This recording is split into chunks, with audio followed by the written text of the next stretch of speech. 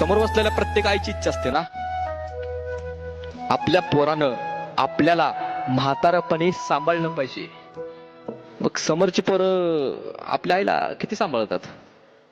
सांभाळताय काय हो? आपल्या आईची इच्छा असते, त्यांनी 9 महिने 9 दिवस तुम्हाला तिच्या पोटात वाढवलं, त्या आईने एक इच्छा ठेवलेली असते, बाबा आपल्या पोरानं आपल्याला म्हातारपणी सांभाळलं पाहिजे. तो पोरग तिच्या स्वप्नावरती पालत्या घड्यावर पाणी ओततो. साधं त्या पोरग्याचं लग्न झालं, त्या आईच्या म्हातारपणी त्या आईला 2 टाइम जेवायला सुद्धा देत नाही.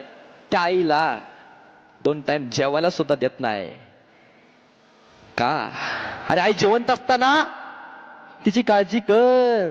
अरे आई जिवंत असताना तिची काळजी कर. अरे आई मेल्यावरती जेव्हा जेव्हा म्हणणार आहे, खूप जण येणार आहे तुझ्याकड.